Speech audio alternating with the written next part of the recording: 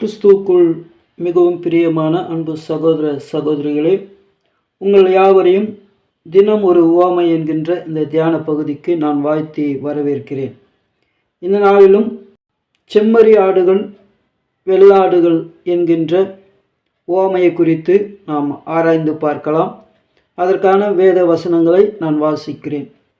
மத்தேயு 25ஆம் அதிகாரம் வசனங்கள் 31 46 முடிய. அன்றியும் மனுஷகுமாரன் தமது மகிமை பொருந்தினவராய் சகல பரிசுத்த தூதர்களோடு கூட வரும்போது தமது மகிமையுள்ள சிங்காசனத்தின் மேல் வீற்றிருப்பார். அப்பொழுது சகல ஜனங்களும் அவருக்கு முன்பாக சேர்க்கப்படுவார்கள். மெய்ப்பனானவன் செம்மறி ஆடுகளையும் வெள்ளாடுகளையும் வெவ்வேறாக பிரிக்கிறது போல அவர்களை அவர் பிரித்து செம்மறி ஆடுகளை தமது வலது பக்கத்திலும் வெள்ளாடுகளை தமது இடது பக்கத்திலும் நிறுத்துவார். அப்பொழுது ராஜா தமது வலது பக்கத்தில் நிற்பவர்களை பார்த்து, வாருங்கள், என் பிதாவினால் ஆசீர்வதிக்கப்பட்டவர்களே, உலகம் உண்டானது முதல் உங்களுக்காக ஆயத்தம் பண்ணப்பட்டிருக்கிற ராஜ்யத்தை சுதந்தரித்து கொள்ளுங்கள். பசியாயிருந்தேன், எனக்கு போஜனம் கொடுத்தீர்கள். தாகமாயிருந்தேன், என் தாகத்தை தீர்த்தீர்கள். அந்நியனாயிருந்தேன், என்னை சேர்த்து கொண்டீர்கள். வஸ்திரமில்லாதவனாயிருந்தேன், எனக்கு வஸ்திரம் கொடுத்தீர்கள். வியாதியாயிருந்தேன், என்னை விசாரிக்க வந்தீர்கள். காவலில் இருந்தேன், என்னை பார்க்க வந்தீர்கள் என்பார். அப்பொழுது நீதிமான்கள் அவருக்கு பிரதியுத்தரமாக, ஆண்டவரே, நாங்கள் எப்பொழுது உம்மை பசியுள்ளவராக கண்டு உமக்கு போஜனம் கொடுத்தோம்? எப்பொழுது உம்மை தாகமுள்ளவராக கண்டு உம்முடைய தாகத்தை தீர்த்தோம்? எப்பொழுது உம்மை அந்நியராக கண்டு உம்மை சேர்த்து கொண்டோம்? எப்பொழுது உம்மை வஸ்திரம் இல்லாதவராக கண்டு உமக்கு வஸ்திரம் கொடுத்தோம்? எப்பொழுது உம்மை வியாதி உள்ளவராகவும் காவலில் உள்ளவராகவும் கண்டு உம்மிடத்தில் வந்தோம் என்பார்கள்.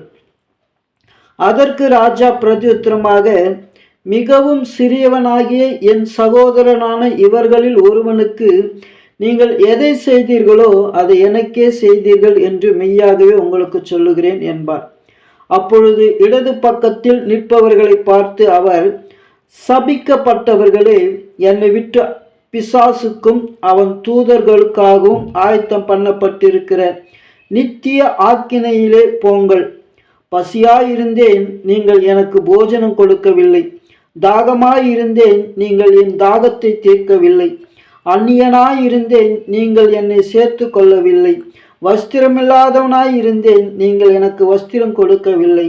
வியாதியுள்ளவனாயிருந்தேன், காவலில் அடைக்கப்பட்டவனாகவும் இருந்தேன், நீங்கள் என்னை விசாரிக்க வரவில்லை என்பார்.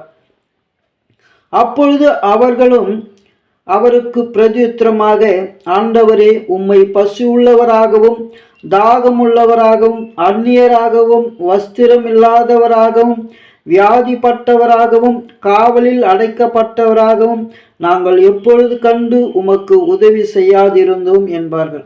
அப்பொழுது அவர் அவர்களுக்கு பிரதியுத்தரமாக, மிகவும் சிறியவர்களாகிய இவர்களில் ஒருவனுக்கு நீங்கள் எதை செய்தீர்களோ அதை எனக்கே செய்தீர்கள் என்று மெய்யாகவே உங்களுக்கு சொல்லுகிறேன் என்பார்.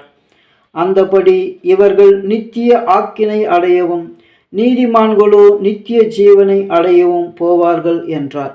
அன்பானவர்களே, நாம் மத்தேயு நற்செய்தி நூலிலிருந்து சொல்லப்பட்ட உவமைகளை குறித்து முதலாவது நாம் தியானித்து வருகிறோம்.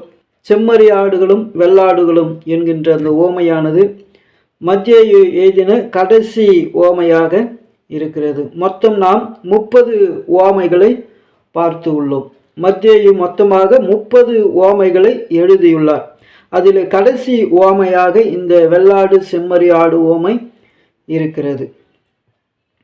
இந்த வெள்ளாடு செம்மறி ஆடு உவமையை குறித்து நாம் தியானிப்போம். அன்பானவர்களே, ஆண்டவர் இஸ்ரவேல் மக்கள் மத்தியிலே அவர்கள் செய்கின்ற தொழில், ஆடு மேய்க்கிற தொழிலை அவர்கள் பிரதானமாக செய்கிறார்கள். அதையே ஆண்டவராகிய இயேசு கிறிஸ்து உதாரணமாக எடுத்து பரலோக ராஜ்யத்தின் நியாய தீர்ப்பை குறித்து விவரித்து சொல்லுகிறதை பார்க்கிறோம். இஸ்ரவேல் மக்களின் பிரதான தொழிலான அந்த ஆடுகளை இங்கே அவர் குறிப்பிடுகிறார். வெள்ளாடு செம்மறி ஆடை அந்த இஸ்ரவேல் மக்கள் ஆடுகளை மேய்க்கிற பொழுது அவைகளை ஒன்றாக மேய்க்கிறார்கள். ஆனால் தொழுவத்திலே அடைக்கிற பொழுது அவைகளை வெவ்வேறாக பிரித்து வெள்ளாடுகளை தனியாகவும் செம்மறி ஆடுகளை தனியாகவும் அவர்கள் அடைப்பார்கள். அதுபோல தான் இங்கே ஆண்டவர் சொல்லுகிறார், இறுதியான நாட்களிலே இந்த உலகத்தில் இருக்கிற அனைவரும் ஒன்று கொட்டப்படுவார்கள். ஆனால் பரலோக ராஜ்யத்திற்கு தனியாகவும் நரகத்துக்கு தனியாகவும் ஆட்களை பிரிக்கப்படும் என்று இங்கே சொல்லப்படுகிறது. அதை எப்படிப்பட்ட ஆட்களை பிரிப்பார் என்று இங்கே பார்க்கிற பொழுது இது ஏறக்குறைய 10 கன்னிகைகளுக்கு ஒப்பான ஒரு உவமையாகவே இது இருக்கிறது. அந்த 10 கன்னிகைகளை எப்படி புத்தி உள்ளவர்கள் புத்தி இல்லாதவர்கள் இருந்தார்களோ அதுபோலவே இதிலும் வெள்ளாடுகள் செம்மறி ஆடுகளாக ஆண்டவர் வெவ்வேறாக பிரிக்கிறார். புத்தி உள்ளவர்கள் எண்ணெயை கொண்டு போனது போல இங்கே ஆண்டவர் சில காரியங்களை குறிப்பிடுகிறார். புத்தி அற்றவர்கள் எண்ணெயை கொண்டு போகாதது போல இங்கு ஆண்டவர் சில காரியங்களை குறிப்பிடுகிறார். அவர்கள் அங்கே கொண்டு போன எண்ணெய் என்ன என்பதை நாம் நேற்றைய தினத்தில் பார்த்தோம். அதே தான் ஆண்டவர் அந்த எண்ணெய் நற்கிரியைகள் என்று சொன்னது போல இந்த வெள்ளாடுகள் செம்மறி ஆடுகள் உவமையிலும் கூட ஆண்டவர் அதை குறித்து பேசுகிறதை நாம் பார்க்கலாம். பிரியமானவர்களே, இந்த பகுதியை நாம் சற்று ஆழ்ந்து பார்ப்போம். இங்கே ஆண்டவர் வெள்ளாடுகளையும் செம்மறி ஆடுகளையும் பிரித்து வெள்ளாடுகளை அவர்களுடைய குணங்களையும் செம்மறி ஆடுகளின் குணங்களையும் விவரிக்கிறதை நாம் பார்க்கிறோம். பிரியமானவர்களே, வலது பக்கத்தில் உள்ளவர்களை குறித்து ஆண்டவர் இங்கே சொல்லுகிற பொழுது அவர் சொல்லுகிறார், வாருங்கள் என் பிதாவினால் ஆசீர்வதிக்கப்பட்டவர்களே, உலகம் உண்டானது முதல் உங்களுக்காக ஆயத்தம் பண்ணப்பட்டிருக்கிற ராஜ்யத்தை சுதந்தரித்துக் கொள்ளுங்கள். பசியாயிருந்தேன், எனக்கு போஜனம் கொடுத்தீர்கள். தாகமாயிருந்தேன், என் தாகத்தை தீர்த்தீர்கள். அந்நியனாயிருந்தேன், என்னை சேர்த்து கொண்டீர்கள். வஸ்திரமில்லாதிருந்தேன், எனக்கு வஸ்திரம் கொடுத்தீர்கள். வியாதியாயிருந்தேன், என்னை விசாரிக்க வந்தீர்கள். காவலில் இருந்தேன், என்னை பார்க்க வந்தீர்கள் என்பார். அப்பொழுது நீதிமான்கள் அவருக்கு பிரதித்திரமாக, ஆண்டவரே, நாங்கள் எப்பொழுது உம்மை பசி உள்ளவராக கண்டு உமக்கு போஜனம் கொடுத்தோம்? எப்பொழுது உம்மை தாகமுள்ளவராக கண்டு உம்மை தாகத்தை தீர்த்தோம்? எப்பொழுது உம்மை அந்நியராக கண்டு உம்மை சேர்த்து கொண்டோம் என்பார்கள். எப்பொழுது உம்மை வஸ்திரமில்லாதவராக கண்டு உமக்கு வஸ்திரம் கொடுத்தோம்? எப்பொழுது உம்மை வியாதி உள்ளவராகவும் காவலில் உள்ளவராகவும் கண்டு உம்மிடத்தில் வந்தோம் என்பார்கள். அதற்கு ராஜா பிரதியுத்தரமாக, மிகவும் சிறியவனாகிய என் சகோதரனின் இவர்களில் ஒருவனுக்கு நீங்கள் எதை செய்தீர்களோ அதை எனக்கே செய்தீர்கள் என்று மெய்யாகவே உங்களுக்கு சொல்லுகிறேன் என்றார். பிரியமானவர்கள், இந்த பகுதியை நாம் பார்க்கிற பொழுது இங்கே ஆண்டவர் நற்கிரியைகளை குறித்து பேசுகிறதை பார்க்கிறோம். பிறருக்கு உதவி செய்கிறதை ஆண்டவர் இங்கே சுட்டி காட்டுகிறார். அப்போ இந்த நற்கிரியைகள் நமக்குள்ளே இருக்கிறவர்களாக இருக்க வேண்டும். அதை யாருக்கு செய்கிறோம் என்று நாம் பார்க்கிற பொழுது ஆண்டவர் இங்கே தெளிவாக சொல்லுகிறார், என் சகோதரனான இவர்களில் ஒருவனுக்கு நீங்கள் எதை செய்தீர்களோ அதை எனக்கே செய்தீர்கள் என்று மெய்யாகவே உங்களுக்கு சொல்லுகிறேன் என்றார். இங்கே ஆண்டவருடைய சகோதரர்களுக்கு செய்கிறதை ஆண்டவர் இங்கே சுட்டி காட்டுகிறார்.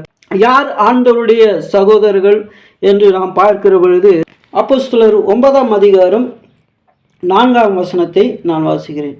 அவன் தரையிலே விழுந்தான். அப்பொழுது, சவுலே சவுலே, நீ என்னை ஏன் துன்பப்படுத்துகிறாய் என்று தன்னுடனே சொல்லுகிற ஒரு சத்தத்தை கேட்டான். அதற்கு அவன், ஆண்டவரே, நீர் யார் என்றான். அதற்கு கர்த்தர், நீ துன்பப்படுத்துகிற இயேசு நானே. முள்ளில் உதைக்கிறது உனக்கு கடினமாம் என்றார். பிரியமானவர்களை, இங்கு பார்க்கிறோம், அப்போஸ்தலனாகிய பவுல் கிறிஸ்துவர்களை துன்பப்படுத்தும்படியாக அவர் தமஸ்குவுக்கு கடந்து போகிறார். அந்த இடத்துல ஆண்டவர் அவருக்கு தரிசனமாகி அவரை பார்த்து கேட்கிறார், சவுலே சவுலே, நீ முள்ளில் உதைக்கிறது உனக்கு கடினமா என்று ஆண்டவர் கேட்கிறார். அப்பொழுது, ஆண்டவரே, நீ யார் என்று அவன் கேட்கிற பொழுது, நீ துன்பப்படுத்துகிற கிறிஸ்து நானே என்று சொல்லுகிறார். பிரியமானவர்களே, அப்பொழுது ஆண்டவர் இங்கே சொல்லுகிறார், கிறிஸ்தவர்கள் எல்லோரையும் ஆண்டவர் தம்மை போல அவர் பார்க்கிறார். கிறிஸ்தவர்களை துன்பப்படுத்துவது ஆண்டவரை துன்பப்படுத்துவதற்கு சமமாக இங்கே ஆண்டவர் சொல்லுகிறதை பார்க்கிறோம். பிரியமானவர்களே, இன்னொரு வசனத்தையும் கூட நான் உங்களுக்கு ஆதாரமாக காட்டுகிறேன். மத்தேயு 12ஆம் அதிகாரம் 47 இருந்து 50 வரை வாசிக்கிறேன்.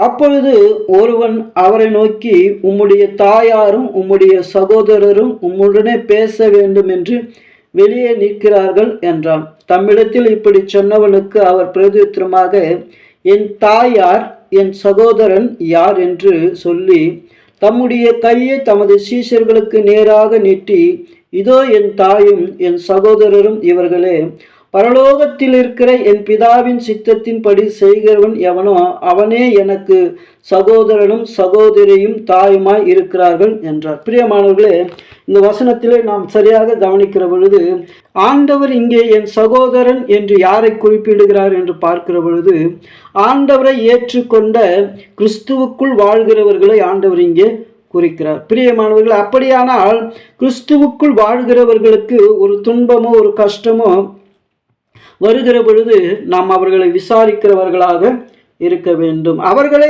ஆண்டவர் என் சகோதரன் என்று சொல்லுகிற. பிரியமானவர்கள், அப்படியானால் சபைக்குள்ளே இருக்கிற நாம் அனைவரும் ஆண்டவருடைய சகோதர சகோதரிகளாக இருக்கிறோம். சபைக்குள் வாழ்கிற நமக்கு ஒரு துன்பமோ ஒரு கஷ்டமோ வருகிற பொழுது அடுத்த கிறிஸ்தவர் அவரை விசாரிக்கிறவராக இருக்க வேண்டும். ஏன் என்று சொன்னால், என் பிதாவின் சித்தத்தின்படி செய்கிறவனே எனக்கு தாயும் சகோதரனும் சகோதரியுமாய் இருக்கிறார் என்று இங்கே ஆண்டவர் சொல்லுகிறார். அப்படியானால் நாம் கிறிஸ்துவுக்காக வாழ்கிறவர்களாக இருக்கிறபடினால நாம் அவர்களை போய் விசாரிக்கிறவர்களாக இருக்க வேண்டும் என்று ஆண்டவர் இங்கே பார்க்கிறார். இந்த துன்பமெல்லாம் ஏன் வருகிறது என்று சொன்னால் ஆண்டவர் இங்கே சொல்லுகிறது, அவர்கள் எனக்காக இந்த துன்பங்களை ஏற்றுக்கொண்டார்கள். அதனால என்னுடைய அவர்களுக்கு கொடுக்கிற அந்த துன்பம், அந்த நெருக்கம், அந்த வியாதி எல்லாம் என்னுடையதாக இருக்கிறது. அதனால அவர்களுக்கு நீங்கள் எதை செய்கிறீர்களோ அதை எனக்கே செய்தீர்கள் என்று ஆண்டவர் இங்கே சொல்லுகிறார். அப்போ ஒரு கிறிஸ்துவுக்குள் வாழ்கிறவருக்கு நாம் பசியோ பட்டினியோ அவர்கள் தாகமாக இருக்கிறதையோ வியாதியாக இருக்கிறதையோ காண்கிற பொழுது அவர்களுக்கு உதவி செய்ய வேண்டும் என்று ஆண்டவர் இங்கே சொல்லுகிறார். பிரியமானவர்களே, இங்கே இந்த பகுதியை பார்க்கிற பொழுது கிறிஸ்துவுக்குள் வெளியில் இருக்கிற மக்களை குறித்து ஆண்டவர் இங்கே பேசவில்லை. கிறிஸ்துவுக்குள் வாழ்கிறவர்களுக்கு துன்பம், துயரம், கண்ணீர், கஷ்டம் வருகிற பொழுது நாம் அவர்களை போய் சந்தித்து அவர்களுக்கு ஆறுதல் சொல்லுகிறவர்களாகவும் அவர்களை தேற்றுகிறவர்களாகவும் அவர்களுடைய தேவைகளை சந்திக்கிறவர்களாகவும் இருக்க வேண்டும். அப்படிப்பட்டவர்களுக்கு செய்கிறது தான் ஆண்டவருக்கு செய்கிறதாக இருக்கிறது. இந்த உலகத்தில் அநேக நன்மைகளை செய்கிறார்கள். ஆனால் அவைகளெல்லாம் ஆண்டவருக்கு செய்ததாக ஆகுமா என்று பார்த்தால் அது அப்படி ஆகாது. ஆனால் யாரெல்லாம் பிதாவின் சித்தத்தின்படி செய்கிறாரோ, கிறிஸ்துவுக்குள் வாழ்கிறார்களோ அவர்களுக்கு நாம் உதவி செய்ய வேண்டும். இங்கே ஆண்டவர் அருமையாக சொல்கிறார், மிகவும் சிறியோருக்கு என்று சொல்கிறார். இப்போ கிறிஸ்துவுக்குள் வாழ்கிற மிகவும் சிறியோர்களை நாம் தேடி அவர்களுக்கு ஆறுதல் சொல்லுகிறவர்களாகவும் அவர்களை தேற்றுகிறவர்களாகவும் அவர்களுக்கு உதவி செய்கிறவர்களாகவும் இருக்க வேண்டும். இதைத்தான் ஆண்டவர் இங்கே சுட்டி காட்டுகிறதை நாம் பார்க்கிறோம். பிரியமானவர்கள், இன்னொரு கூட்டத்தையும் குறித்து ஆண்டவர் சொல்கிறார், இவர்கள் ஆண்டவரை விசாரிக்காதவர்களாக ஆண்டவரை சேர்த்து கொள்ளாதவர்களாக இருக்கிறார்கள். ஒருவர் கிறிஸ்துவுக்குள் வாழ்ந்து அவருக்கு துன்பம், கண்ணீர், கஷ்டம் இருக்கிறது என்று தெரிந்தும் இவர்கள் அவர்களை விசாரிக்காதவர்களாக இருக்கிறார்கள். இன்றைக்கு சபைகளிலே நாம் எத்தனை பேர் இப்படி இருக்கிறோம் என்று யோசித்து பார்க்க வேண்டும். அநேகமான சபைகள் எப்படி இருக்கிறது என்று சொன்னால், ஏற்ற நேரத்திலே ஆலயத்திற்கு வருவதும் கிடையாது. சபை முடிவதற்குள்ளே, ஆமென் சொல்லுவதற்குள்ளே சபையில் இருந்து புறப்பட்டு போகிறவர்கள் அநேகராக இருக்கிறார்கள். இங்கே விசுவாசிகளை குறித்து ஒரு அக்கறையற்ற ஒரு ஜனங்களாக இருக்கிறார்கள். அப்படி இருந்தால் யார் கிறிஸ்துவுக்குள் இருக்கிறார்கள், யார் கிறிஸ்தவர்கள் என்கின்ற ஒரு அறிமுகமே இல்லாதவர்களாக நாம் காணப்படுகிறோம். அப்படி இருக்கிற பொழுது நாம் எப்படி மற்றவர்களுக்கு உதவி செய்ய முடியும்? அப்படியான பிரியமானவர்களே, நாம் சற்று சிந்தித்து பார்க்க வேண்டும். நாம் சபைக்குள்ளே இருக்கிற பொழுது மற்ற விசுவாசிகளை குறித்து நாம் கவனம் உள்ளவர்களாக இருக்க வேண்டும். மற்றவரையும் கண்ணோக்கி பார்க்க வேண்டும். அவர்கள் எப்படிப்பட்ட விசுவாசிகளா இருக்கிறார்கள், கர்த்தருக்குள் எப்படி வாழ்கிறார்கள். அப்படிப்பட்டவர்களுக்கு இப்படிப்பட்ட துன்பம் இருக்கிறது என்று சொன்னால் நாம் அவர்களுக்கு ஆறுதல் சொல்ல வேண்டும், அவர்களுடைய தேவைகளை சந்திக்க வேண்டும் என்று ஆண்டவர் இங்கே சொல்லுகிறார். அப்படி நாம் சந்திக்காமல் சுயநலமாக நாம் வாழ்வோம் என்று சொன்னால், ஏதோ கிறிஸ்து எனக்கு நன்மை செய்தால் போதும், என்னுடைய குடும்பத்தின் கஷ்டத்தை தீர்த்தால் போதும், நான் சபைக்கு போகிறேன், நான் ஜெபிக்கிறேன், என்னுடைய வீடு உண்டு நான் உண்டு என்று நாம் இருப்போம் என்று சொன்னால், ஆண்டவர் இங்கே சொல்லுகிறார், நீங்கள் எனக்கு பசியாயிருந்தேன், நீங்கள் உணவு கொடுக்கவில்லை, நான் தாகமாயிருந்தேன், நீங்கள் என் தாகத்தை தீர்க்கவில்லை என்று ஆண்டவர் இங்கே சொல்லுகிறார். பிரியமானவர்களே, சபைக்குள்ளே இருக்கிறவர்களை விசாரிக்கிறவர்களாக நாம் இருக்க வேண்டும். உண்மையாய் கிறிஸ்துவுக்குள் வாழ்கிறவர்களுக்கு நாம் உதவி செய்கிறவர்களாக இருக்க வேண்டும். அப்படிப்பட்டவர்களை தேடி கண்டுபிடிக்கிறது மிகவும் கடினமான ஒரு காரியம். ஆனாலும் நாம் அதை செய்ய வேண்டும் என்று ஆண்டவர் இங்கே சொல்லுகிறார். பிரியமானவர்களே, இந்த வெள்ளாடும் செம்மறி ஆடும் என்கின்ற இந்த ஓமையின் வழியாக கடவுள் நமக்கு சொல்லுகிறது என்னவென்று சொன்னால், சபைக்குள்ளே நாம் நற்கிரியைகளை செய்கிறவர்களாக இருக்க வேண்டும். அதைத்தான் இங்கு ஆண்டவர் எதிர்பார்க்கிறார். அந்த 10 கன்னிகைகளிடத்திலும் ஆண்டவர் எதிர்பார்த்தது நற்கிரியை. ஆண்டவர் வருகிற பொழுது யார் நற்கிரியை உள்ளவர்களாய் இருக்கிறார்களோ அவர்களை ஆண்டவர் எடுத்து கொண்டு போகிறார். அதுபோல இந்த செம்மறி ஆடு வெள்ளாடு இந்த உவமையிலும் கூட யார் தம்முடைய சீஷர்களுக்கு நன்மைகளை செய்கிறார்களோ, உதவி செய்கிறார்களோ, அவருடைய தேவைகளை சந்திக்கிறார்களோ அவர்களை ஆண்டவர் எதிர்பார்க்கிறார். அவர்களுக்கு ஆண்டவர் பரலோக ராஜ்யத்தை வைத்திருக்கிறதாக சொல்லுகிறார். சுயநலத்தோடு கூட கிறிஸ்துவுக்குள் வாழ்கிறவர்கள், சுயநலத்தோடு கூட சபைக்கு வருகிறவர்கள், தான் உண்டு தன் குடும்பம் உண்டு, நாங்கள் நல்லா வாழ்ந்தால் போதும் என்ற ஒரு எண்ணத்தோடு கூட சபையிலே இருக்கிறவர்களை பார்த்து ஆண்டவர் சொல்லுகிறார், பிசாசுக்காகவும் அவன் தூதர்களுக்காகவும் ஆயத்தம் பண்ணப்பட்டிருக்கிற நித்திய ஆக்கினையிலே போங்கள் என்று ஆண்டவர் சொல்லுகிறார். பிரியமானவர்களே, நாம் பரலோக ராஜ்யத்திற்கு போகிறவர்களா அல்லது நித்திய ஆக்கினைக்கு போகிறவர்களா என்பதை நாம் சிந்தித்து பார்க்க வேண்டும். நாம் இதுவரை எப்படி இருந்தோம் என்பது நமக்கு தேவையில்லை. இனியாவது நாம் கிறிஸ்துவுக்குள் வாழ்கிறவர்களாக, கிறிஸ்துவின் ஊழியத்தை செய்கிறவர்களுக்கு, உண்மையாய் கிறிஸ்துவின் நிமித்தம் துன்பப்படுகிறவர்களுக்கு நாம் உதவி செய்கிறவர்களாக இருக்க வேண்டும். ஆண்டவர் அதைத்தான் எதிர்பார்க்கிறார். அப்படிப்பட்டவர்களை ஆண்டவர் தன்னுடைய சகோதரன் என்று சொல்லுகிறார். அப்படிப்பட்ட சகோதரர்களுக்கு நாம் உதவி செய்கிற பொழுது அது ஆண்டவருக்கே செய்ததாக இருக்கிறது. அப்படி நாம் உதவி செய்து பரலோக ராஜ்யத்தை சுதந்தரித்துக் கொள்ளுவோம். கர்த்தர் தாமே இந்த திருவார்த்தைகளை ஆசீர்வதிப்பாராக. ஆமென்.